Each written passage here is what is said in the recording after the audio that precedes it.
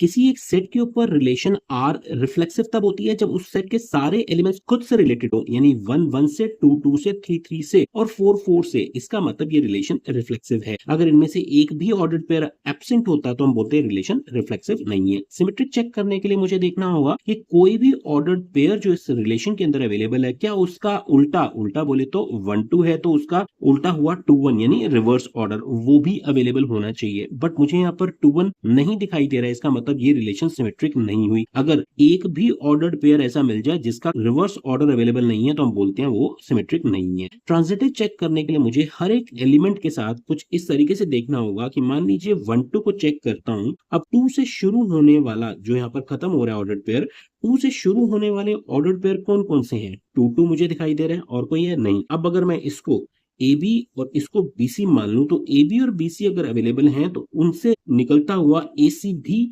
इसमें अवेलेबल होना चाहिए। क्या ये अवेलेबल है? यस, ए बी और ए सी दोनों ही सेम है, तो इसका मतलब ये इस एलिमेंट के लिए तो ट्रू है। अब 2 2 अगर अवेलेबल है तो 2 2 को 2 2 से रिलेट करने की जरूरत नहीं होती, इसमें टाइम वेस्ट मत करिए, ये तो आएगा ही आएगा रिजल्ट। अब क्या 2 किसी और से रिलेट हो रहा है? जी नहीं, तो इसको हम छोड़ देंगे। इसी तरह 1 1 को 1 1 से ना करके हम देखेंगे कि 1 और किससे रिलेट हो रहा है? 3 से रिलेट हो रहा है, तो क्या यहाँ से 1 और 3 मुझे रिजल्ट दे रहा है? ऑफ कोर्स 1 3 ये वाला और ये वाला सेम ही तो हुए, तो ये अवेलेबल है। ठीक है, आगे बढ़ते हैं। 4 4 को चेक करने की जरूरत नहीं है क्योंकि 4 4 से है और 4 4 से रिलेट कर रहा है, तो इसका रिजल्ट मुझे 4 4 तो मिलेगा ही मिलेगा। आप मेरी बात समझ रहे हैं? अगर एलिमेंट सेम है तो उसमें हमें चेक करने में टाइम वेस्ट नहीं करना है, रादर ये देखिए कि 4 किसी और से रिलेट हो रहा है, नहीं तो छोड़ दीजिए इसको। अब 1 3 की बात करते हैं। अब 3 से शुरू होता है ऑर्डर्ड पेयर कौन सा है? एक 3 3 है और एक 3 2 है, इन दोनों को मुझे चेक करना चाहिए। तो क्या 1 3 और 3 3 को मिला करके 1 3 मुझे मिल रहा है? ऑफ कोर्स मिल रहा है, क्योंकि 1 3 और 1 3 ये दोनों सेम ही तो हैं। इसी तरह से 1 3 और 3 2 को अगर हम मिलाते हैं तो क्या 1 2 मुझे मिल रहा है यहाँ पर रिलेशन में? ऑफ कोर्स 1 2 अवेलेबल है, तो ठीक है, ये भी क्लियर हो गया। अब 3 3 की अगर बात करते हैं तो ऑफ कोर्स 3 3 को 3 3 से रिलेट करने की जरूरत नहीं है, रादर आप देखिए 3 2 से रिलेट हो रहा है, तो क्या 3 2 से रिलेट हो रहा है? इससे रिजल्ट मिल रहा है, ऑफ कोर्स ये तो अवेलेबल है ही 3 2। अब उसी तरह से आप देख लीजिए इस 3 2 को, तो 3 2 अगर अवेलेबल है, अब 2 से शुरू होता हुआ कोई ऑर्डर्ड पेयर 2 2 है, तो क्या इससे मुझे यहाँ पर 3 2 मिल रहा है? ऑफ कोर्स 3 2 भी अवेलेबल है, तो इसका मतलब ये रिलेशन ट्रांजिटिव भी हुई। ये हमने हर possible pair of ordered pair के लिए चेक कर लिया कि ए बी और बी सी अगर अवेलेबल है तो ए सी भी अवेलेबल है, इसका मतलब ये रिलेशन ट्रांजिटिव भी है और रिफ्लेक्सिव भी है, बट सिमेट्रिक नहीं है, तो हमारा ऑप्शन बी करेक्ट हो जाता है। पिछले क्वेश्चन में हमने देखा रिलेशन में हमें एलिमेंट्स दे रखे थे, यानी रिलेशन रोस्टर फॉर्म में डिफाइन की गई थी। यहाँ पर सेट बिल्डर फॉर्म दे रखा है, यानी बी a+2 दे रखा है और साथ में बी 6 से ज्यादा होना चाहिए। तो हमें बताना है इनमें से कौन सा एलिमेंट आर को बिलोंग करेगा। ये तो हो नहीं सकता है, बी 6 से बड़ा होना चाहिए, और ये भी नहीं हो सकता है क्योंकि इसमें बी जो है ए से 2 ज्यादा नहीं बल्कि 5 ज्यादा है। ये ऑफ कोर्स पॉसिबल है क्योंकि बी 6 से बड़ा भी है और बी ए से 2 ज्यादा भी है। That means option C correct हो जाता है। ये आपको बिल्कुल भी रटना नहीं है कि अगर x की पावर 2 4 6 लाइक इवन होंगी वो फंक्शन 1 1 हो ही नहीं सकता है। जी नहीं, ये डिपेंड करता है डोमेन पर, या ऑन टू फंक्शन होने के लिए उसका को डोमेन चेक किया जाता है। इसको भी एक्सप्लेन करता हूं, उससे पहले ये वाला क्वेश्चन देखते हैं। इसमें क्योंकि हमें domain set of real numbers दे रखा है और को डोमेन भी सेट ऑफ रियल नंबर्स है, मान लीजिए अगर मेरे पास 2 और -2 रियल नंबर्स मैं लेता हूं, इसके अंदर पुट करता हूं, तो मुझे सेम आंसर यानी 16 मिलने वाला है, जो कि इसका आउटपुट होगा। अब क्योंकि दो एलिमेंट्स की सेम इमेज है तो ये फंक्शन 1 1 नहीं मेनी वन है। दूसरा, अगर हम देखें इस को डोमेन में से कोई भी ऐसा नेगेटिव नंबर नहीं है जिसकी प्री इमेज यहाँ पर अवेलेबल हो। आप समझ रहे हैं, x की पावर 4 हमेशा पॉजिटिव रहने वाली है। अब क्योंकि रेंज जो है इस फंक्शन की वो को डोमेन के बराबर नहीं है, इसका मतलब फंक्शन ऑन टू भी नहीं है, तो ये ना तो 1 1 है और ना ही ऑन टू है, तो D is the right answer. वहीं अगर ये क्वेश्चन r प्लस से r दिया होता, यानी फंक्शन यही रहता, बट डोमेन अगर r प्लस हो जाता तो मैं इस -2 को तो लेता ही नहीं, फिर उस केस में मैं बोल सकता था कि yes for all positive real numbers जो डोमेन के अंदर हैं उनकी एक यूनिक इमेज बन रही है, तो ये फंक्शन 1 1 हो जाता। ऑन टू ये तब भी नहीं रहता बिकॉज नेगेटिव नंबर्स के लिए तो कोई प्रीमेज तब भी नहीं होती। वहीं अगर ये क्वेश्चन r प्लस से r प्लस पूछा जाता तो उस केस में ये फंक्शन 1 1 भी होता और ऑन टू भी होता, तो ये बातें ध्यान रखने की जरूरत है।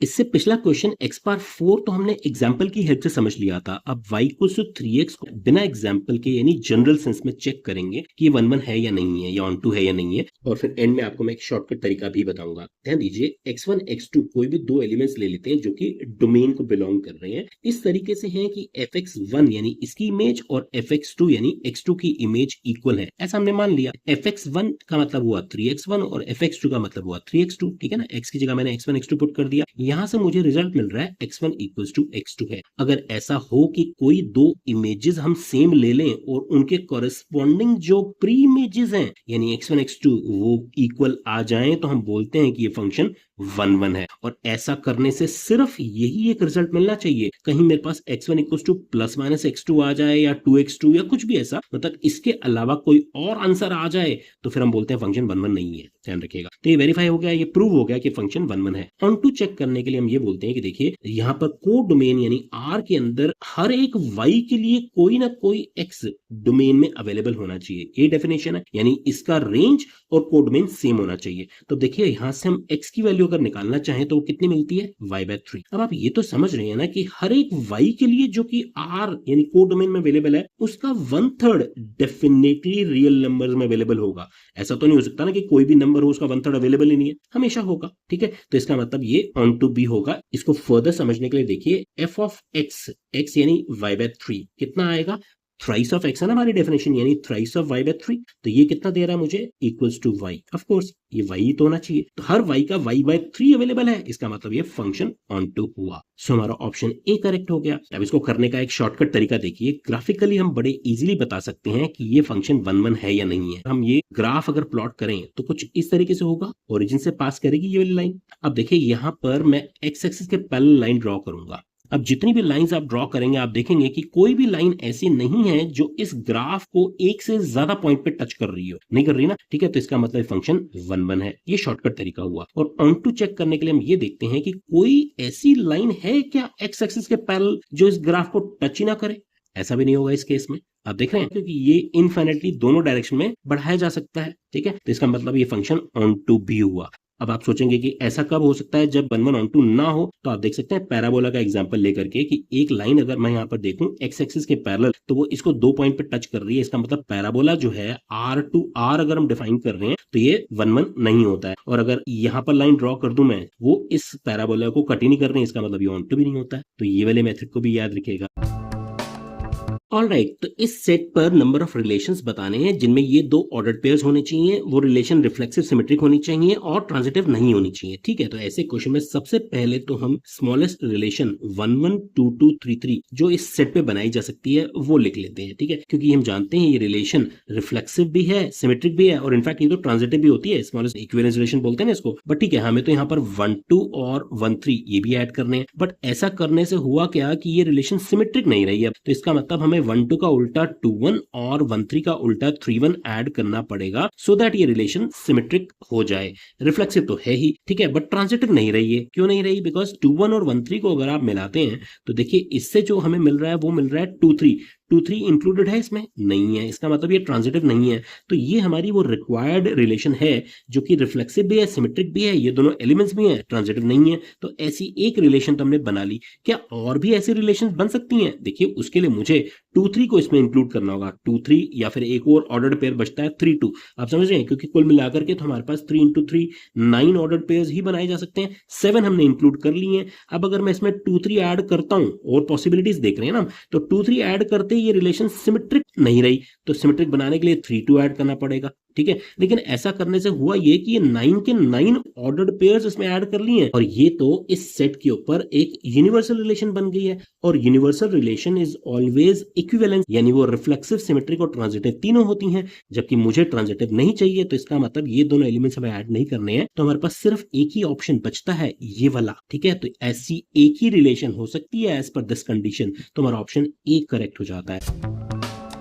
ये लगभग पिछले क्वेश्चन की तरह से ही समझने की जरूरत है। इक्विवेलेंस रिलेशन बतानी है जिनमें 1 2 हो। तो सबसे पहले तो मैं स्मॉलेस्ट रिलेशन, जैसा हमने पहले भी देखा, 1 1 2 2 3 3 ये बना लेता हूं, जो कि एक इक्विवेलेंस रिलेशन है, लेकिन उसमें 1 2 नहीं है, तो 1 2 में ऐड कर लेता हूं। अब 1 2 ऐड करते ही प्रॉब्लम क्या हुई कि ये इक्विवेलेंस नहीं रही, क्योंकि ये सिमेट्रिक नहीं रही।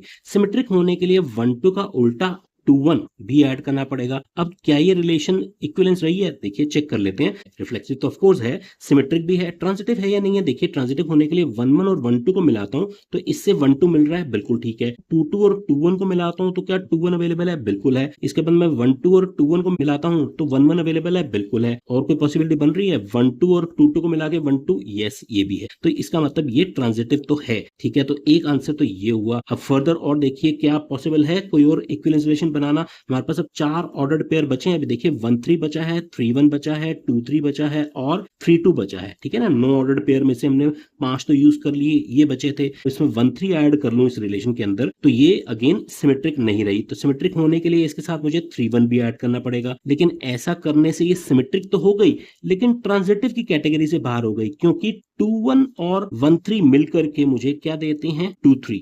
2 3 तो इसमें है ही नहीं। 2 3 अगर नहीं है तो ये ट्रांजिटिव नहीं होगी। तो इसका मतलब मुझे इसमें 2 3 भी ऐड करना पड़ेगा। लेकिन 2 3 ऐड करता हूं तो 3 2 भी ऐड करना पड़ेगा। क्यों? क्योंकि 2 3 और 3 2 मिला करके ही तो मुझे ये रिलेशन सिमेट्रिक देगी। अब ये रिलेशन में हमने सारे एलिमेंट, सारे ऑर्डर पेयर्स डाल लिए हैं, यानी कि ये एक यूनिवर्सल रिलेशन हो गई है। और यूनिवर्सल रिलेशन तो इक्विवेलेंस होती ही है। तो इसका मतलब एक ये वाली और एक ये जो हमने पहले बनाई थी, दो ऐसी रिलेशंस बनाई जा सकती हैं अंडर दीज कंडीशंस। तो हमारा ऑप्शन बी करेक्ट हो गया।